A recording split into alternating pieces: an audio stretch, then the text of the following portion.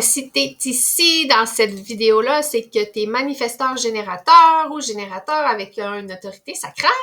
Puis juste pour valider, je vais te partager mon écran pour que on puisse valider. Je vais te montrer comment ça doit être. Donc, partager. Je vais partager ça ici. Donc, ici, donc c'est ma charte.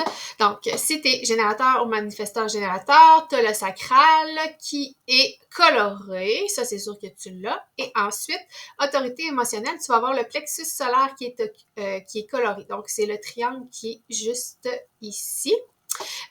Doit être coloré si tu as l'autorité émotionnelle. Donc, juste à valider, si jamais il n'est pas coloré, va dans l'autre vidéo de l'autorité sacrale. Donc, je me revoilà. Donc, autorité émotionnelle, ça dit que tu dois prendre tes décisions avec tes émotions. On a appris avec la vie on s'est fait dire de prendre nos décisions rationnellement et avec la tête. Donc là, il faut apprendre, ce que je te dis, c'est d'apprendre à prendre tes décisions avec tes émotions. Donc, c'est important pour toi de développer ton autorité, en fait, ton intelligence émotionnelle, de te laisser vivre tes émotions parce que ces émotions-là vont te donner des informations. Ça peut être confondant pour toi parce que tu te dis, oui, mais j'ai mon sacral d'activer qui va me dire oui, par exemple, pour des choses. Ton sacral, lui, va te guider dans l'instant présent. Donc, dans ton quotidien, ce que tu manges, comment tu t'habilles, tes tâches au quotidien, vraiment te donner des décisions, tes décisions au quotidien, là, attends pas ton autorité, ta clarté émotionnelle. Donc, tes décisions qui sont dans le ici maintenant, ça va être ton sacral qui va parler parce que lui il est dans l'instant présent. Mais pour tes décisions qui sont plus tard dans le futur ou qui sont plus grandes, par exemple, ça va être ton autorité émotionnelle que tu vas devoir utiliser. Donc, te poser la question, par exemple, comment l'utiliser? Si tu te poses la question, comment utiliser mon autorité émotionnelle? En fait, ce que tu recherches, c'est ta clarté. Donc, que tes émotions soient au neutre. Donc, face à une opportunité ou soit une proposition, voyage, nouvel emploi, un souper la semaine prochaine. Tu dois te demander, est-ce que je suis déjà dans le haut d'une vague? Dans le fond, tu te sens au top of the world, t'es full motivé, t'as plein d'énergie, t'es comme, ah, je suis capable de tout faire. Fait que là, tu sais, c'est sûr que tu vas vouloir dire oui.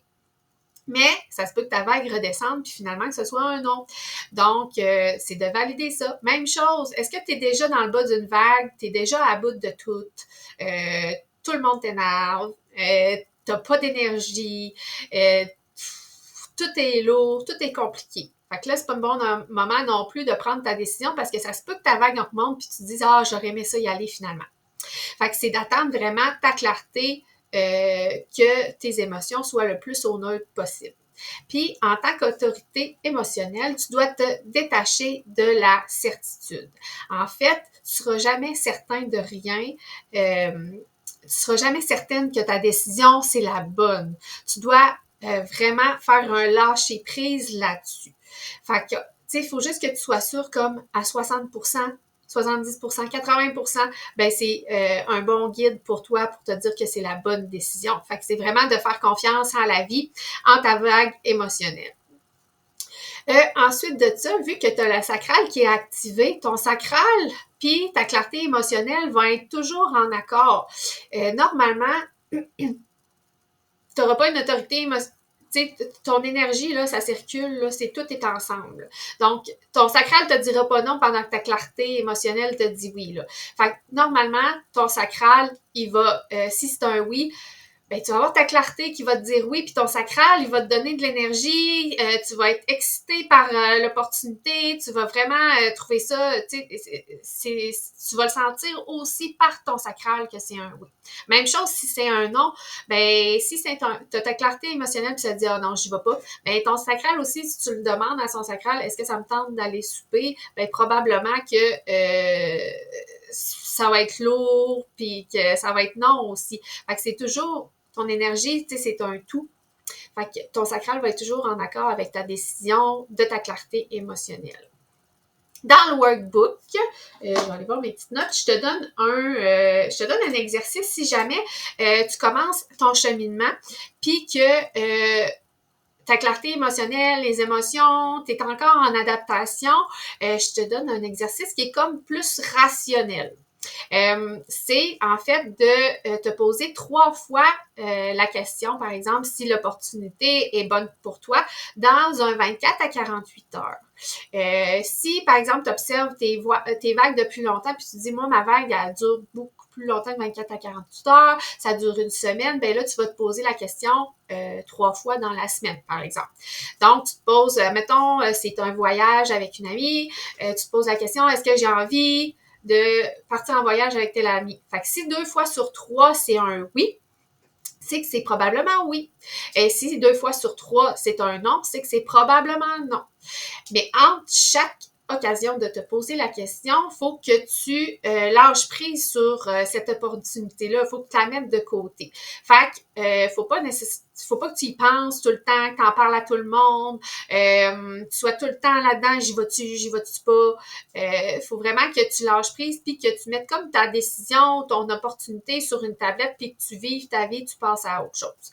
Fait que c'est ça. Fait que super important pour toi de gagner du temps. En fait, quand quelqu'un te propose quelque chose, tu dis « Ah, c'est intéressant, je laisse ça mijoter, je te reviens là-dessus. » C'est vraiment important pour toi de gagner du temps pour laisser ta vague émotionnelle passer, acquérir des informations. Puis ton opportunité, si elle est bonne pour toi, elle va être encore là quand tu vas être prête à prendre ta décision. Puis comme je dis, c'est pas le temps là pendant que tu gagnes du temps de te faire des listes de pour et contre, de toujours y penser. C'est vraiment de faire un lâcher-prise sur cette décision-là. Après ça, qu'est-ce que je voulais dire? Oui, dans le workbook, je te fais un exercice en fait pour apporter des preuves à ton cerveau comme quoi ton autorité émotionnelle est fiable. Donc, que c'est pas un danger de prendre tes décisions avec les émotions. Donc, c'est de prendre des notes quand tu prends ta décision, quand tu prends ton temps pour prendre tes décisions, qu'est-ce qui se passe? Et qu'est-ce qui se passe aussi parce que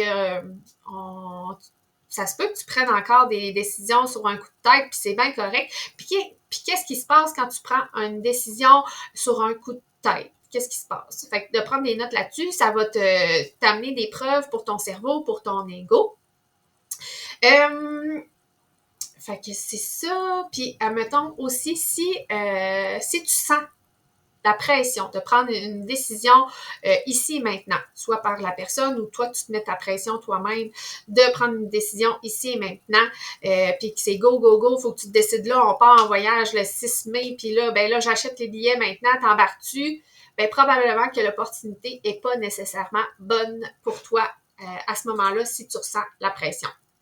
Je crois que ça fait pas mal le tour de qu'est-ce que je voulais dire. Ouais, je vais repartager. Fait que on peut aussi, si tu as besoin de plus de preuves, si tu as besoin de... Si tu es encore mêlé, je vais te partager mon body graph. Donc, c'est ça. Tu as ton autorité émotionnelle, tu as ta clarté sur laquelle tu peux te fier. Ça, là, c'est là-dessus que tu peux le plus baser tes décisions. Ensuite de ça, ben, tu peux aller valider avec ton sacral. Est-ce que mon sacral, il est excité par l'opportunité? Est-ce que ça me donne de l'énergie juste d'y penser? Fait que tu peux valider avec ça. Si tu as l'ego ou le cœur ici, de colorer, tu peux aussi te demander, est-ce que je le fais pour moi en premier? Est-ce que je vais à souper là parce que ça me tente à moi? Est-ce que j'embarque dans ce projet-là parce que c'est un projet pour moi, que c'est important pour moi, ou je le fais pour les autres? Donc, si c'est pour toi en premier, c'est bon pour toi. Et si tu as le splénique de défini ici, c'est ton intuition. Donc, c'est une petite voix douce qui va te dire « OK, vas-y ». Mais elle te parle juste une fois. Fait qu'il faut vraiment que tu sois attentive. Puis, il faut vraiment que ton splénique soit coloré. Donc, admettons qu'elle dit « Vas-y », une petite voix qui dit « Vas-y » ou « Non, non, non, non, non, non, non, non, vas-y pas. » C'est pas bon. Mais c'est ça, il faut vraiment être attentif parce que c'est une petite voix douce. Elle va te parler seulement une fois. Donc, ça fait pas mal le tour sur l'autorité émotionnelle pour les manifesteurs générateurs et les générateurs. Si jamais tu as une question, tu peux la laisser en commentaire ici. Venir me voir en privé. Ou encore, la partager dans le groupe sur Telegram, ça pourra servir probablement à d'autres participants. Alors voilà, sur ce, je te souhaite une belle journée.